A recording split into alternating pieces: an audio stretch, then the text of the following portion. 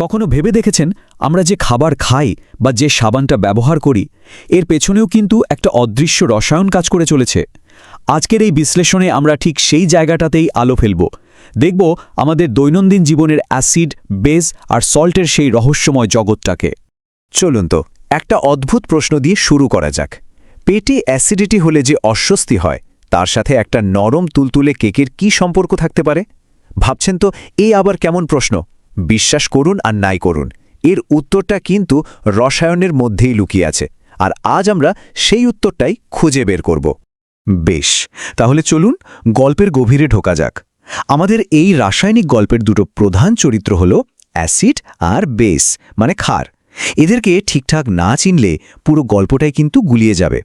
তাহলে এদের মধ্যে মূল ফারাকটা ঠিক কোথায়? ব্যাপারটা আসলে খুবই সোজা। এইভাবে ভাবুন, অ্যাসিড আর বেস যেন দুটো আলাদা চরিত্র। অ্যাসিডকে যখনই জলে মেশানো হয় অমনি সে তার শক্তির উৎস হাইড্রোজেন আয়ন বা H+ ছড়িয়ে দেয়। অন্যদিকে বেস জলে মিশে তার শক্তির উৎস মানে হাইড্রোক্সাইড আয়ন বা OH- ছড়িয়ে দেয়। এই H+ আর OH- আয়নই কিন্তু তাদের সব আচরণের জন্য দায়ী।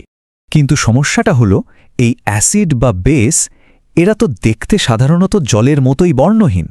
তাহলে বিজ্ঞানীরা বোঝেনটা কি করে যে কোনটা কি? এটা অনেকটা একটা গোয়েন্দা গল্পের মতো, যেখানে আমাদের কিছু বিশেষ টুলস বা সরঞ্জাম লাগে এদের আসল পরিচয়টা জানার জন্য। আর এখানেই আসে সেই বিশেষ টুলটা, যার নাম ইন্ডিকেটর বা নির্দেশক। এটা এমন একটা জাদুকরী জিনিস যা অ্যাসিড বা বেসের সংস্পর্শে এলেই পট করে নিজের রং বদলে ফেলে। অনেকটা একটা কেমিক্যাল ডিকোডার রিংয়ের মতো, যা আমাদের বলে দেয় রাসায়নিক পদার্থটার আসল পরিচয় কি। এই স্লাইডটা একবার দেখুন, কি দারুণ একটা ব্যাপার।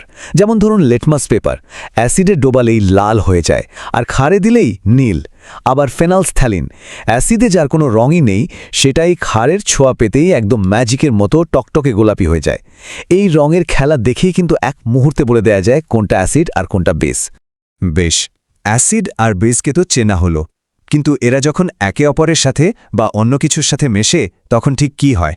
চলুন এবার এদের বিক্রিয়ার নিয়মকানুনগুলো একটু দেখে নেওয়া যাক। অ্যাসিডের আচরণটা বেশ প্রেডিক্টেবল, মানে আগে থেকেই বলে দেওয়া যায়। অ্যাসিড যখন কোনো ধাতুর সাথে বিক্রিয়া করে তখন লবণ আর হাইড্রোজেন গ্যাস তৈরি হয়। আর যখন কোনো মেটাল কার্বনেট, যেমন ধরুন চুনা পাথর, এর সাথে মেশে তখন লবণ, জল আর কার্বন ডাইঅক্সাইড গ্যাস তৈরি করে, যা ভেনা তুলে বুদবুদ আকারে বেরিয়ে আসে। তবে রসায়নের সবচেয়ে ইন্টারেস্টিং বা নাটকীয় মুহূর্তটা হল অ্যাসিড আর বেসের সাক্ষাৎ। যখন এই দুটো বিপরীত শক্তি মুখোমুখি হয় তখন তারা একে অপরের প্রভাবকে একেবারে নষ্ট করে দেয়, একদম শান্ত করে দেয়। এই বিক্রিয়াটাকেই বলা হয় নিউট্রালাইজেশন বা প্রশমন বিক্রিয়া। এই স্লাইডটা দেখুন, ব্যাপারটা একদম পরিষ্কার হয়ে যাবে।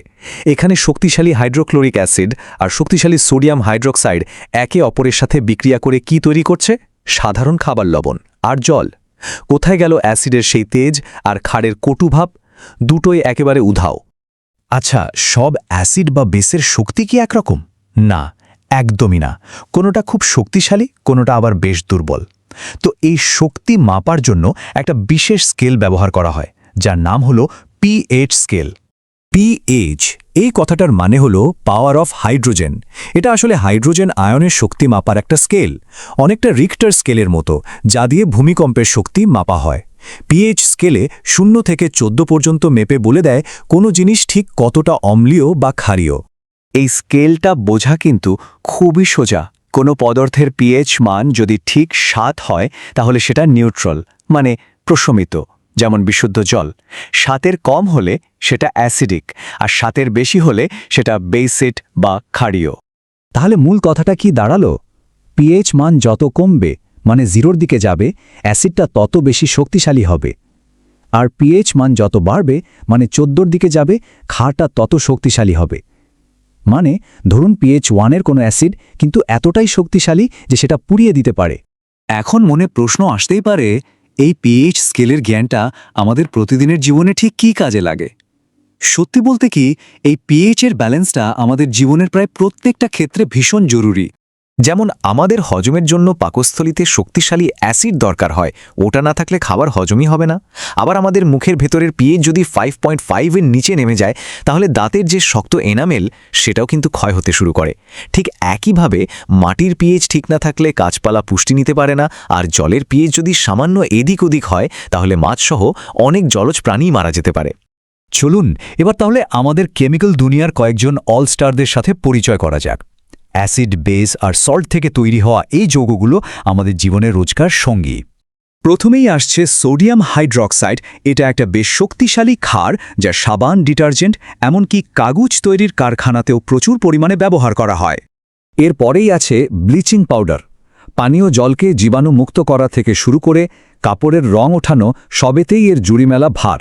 স্বাস্থ্য আর পরিষ্কারতার জগতে এর ভূমিকা কিন্তু বিশাল।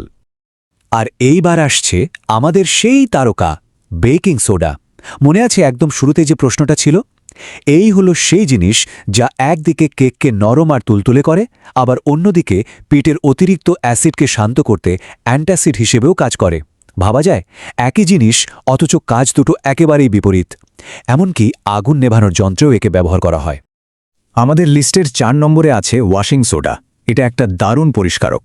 তাছাড়া খড় জলকে মৃদু করতেও সাহায্য করে, যা আমাদের রোজকার পরিষ্কার পরিচ্ছন্নতার কাজে খুব দরকারি। আর সবশেষে প্লাস্টার অফ প্যারিস।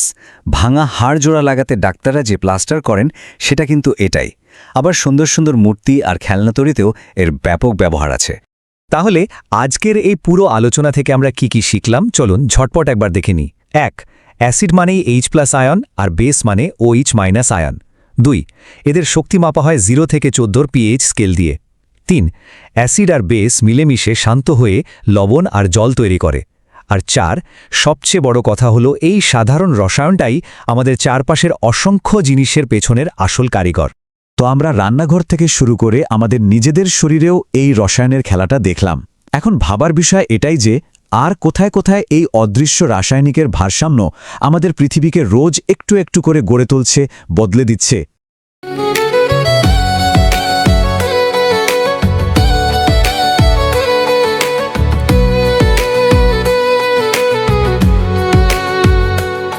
फ्यूचर का टाइम आ गया है, ब्रांड प्रमोशन का next level. Welcome to next gen promo. आज का मार्केट डिजिटल है, कंपटीशन भी क्रिटिकल है। सिर्फ प्रोडक्ट से काम नहीं, प्रमोशन होना विजिबल है। हम लाए strategy smart, creative visuals, powerful start. Brand को मिलेगी स्ट्रॉन्ग आइडेंटिटी, मार्केट में बनेगी authority. Next gen promo, next gen grow, brand को मिले फ्यूचर का boost. Next gen promo, smart promotion, digital world में स्ट्रॉन्ग पोजीशन। स्टार्टअप हो या बिजनेस बड़ा, हर ब्रांड को चाहिए नया पड़ाव। स्टोरी टेलिंग से impact create, audience connect, that is great. Video ads, brand inflow, हर प्लेटफॉर्म पे ब्रांड को grow. Next generation marketing plan, यही है सक्सेस का new scan. Next gen promo, don't just promote, promote smart, promote next gen. आज के समय में सिर्फ रिज्यूमे बनाना काफी नहीं है। जरूरी है कि लोग आपको समझें, आपकी स्किल्स को जानें और आपकी कहानी सुने।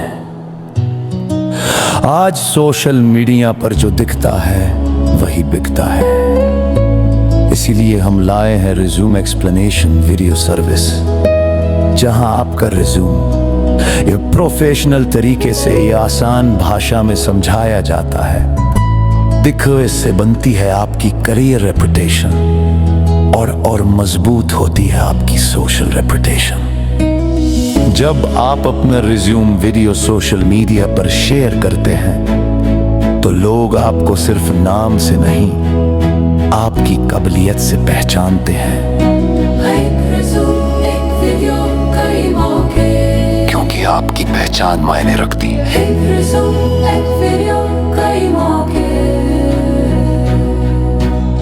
क्योंकि आपकी पहचान मायने रखती है।